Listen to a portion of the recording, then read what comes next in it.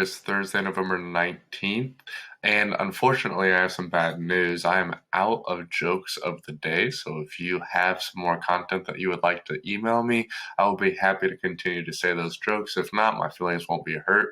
I just don't have any more jokes to say, and I know you don't care about the jokes that I have. So, again, if you want to email me those, that'd be perfectly fine. I will use those from here on out. If not, I'll just get right into what it is that we are doing for the day. So, first of all, we're going to start with the warm up.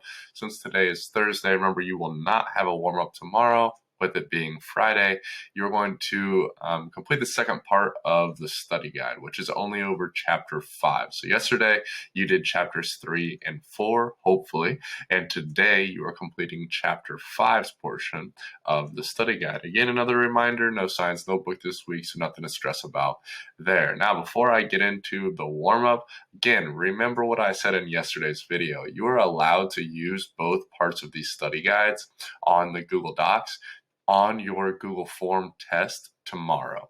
Okay, your Unit 2 test is going to be tomorrow on a Google Form, and I'm not going to have it on locked mode. You are allowed to use both Google Docs. Hopefully you complete them, because you are going to find word for word the questions that I've posted on those Google Docs. Now, I have some extra questions on the Google Docs, but I promise you're going to see each and every one of the questions that you see on those Google Docs on the Google Form tomorrow. So the more you work or worked yesterday and how much you work today is going to be very beneficial for your test tomorrow. The test tomorrow is going to be 100 points. That does not mean that there are 100 questions, but it is going to be 100 points. So it's going to be a make or break deal here if you decide to work hard today and worked hard yesterday. That will reflect on your grade tomorrow. Now, these unit study guides are not worth tests. They're still assignments and you're required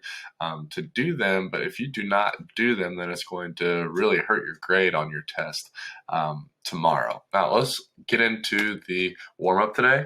It's going to be a little bit of review here for the scientific notation. Hopefully you've heard of this. You've done this before with me. Maybe you've done it in your math class, but let's take a look at it. It says using the hints on page 177, there's some hints there and an example there for you as well if you would like to check that out. Write the following number using scientific notation. Now, if you look at those examples down there at the bottom of the slide, if I wanted to write 45,000 in scientific notation, you would need to move the decimal point 4 spots to the left. Okay, now let me bring my cursor up here. So there's an imaginary decimal point right here, right? If I move it 4 spots to the left, 1, 2, 3, 4, notice it would be 4.5, which is where I'm at right here. Now, how do I get this exponent? Is how many times I moved that decimal point. I move that decimal point 4 spots to the left. If I move it to the left, it is going to be a positive number.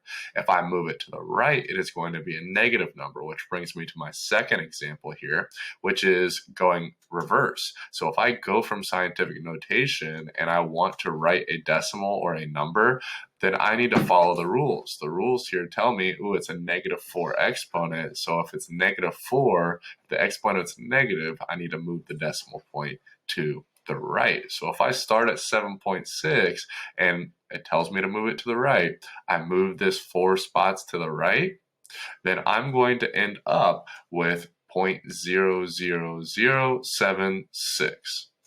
Okay, so again, just to make sure you're aware, you need to use the hints on page 177 if what I just said doesn't make sense. And you need to write this number here in red in scientific notation. I'll give you a hint for the first part. It is going to be 5.0 times 10 to a certain exponent. You need to figure out what that exponent is. I get that you cannot write an exponent out on your computer, so if you want to use the little caret, if you don't know what I mean by that, you would press Shift and then hit the number 6.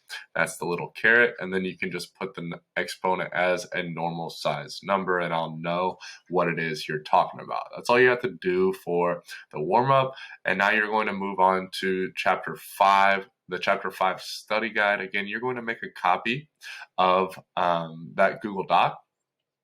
So then you can find the answers for your test that you're going to eventually take tomorrow on Friday. Email me with questions. Yesterday was midterms were due.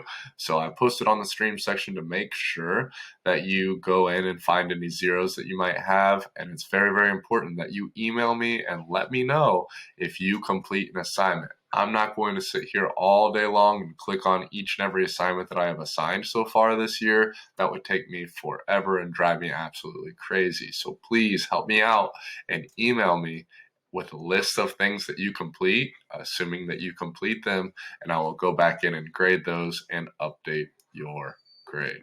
Good luck, and let me know how I can help.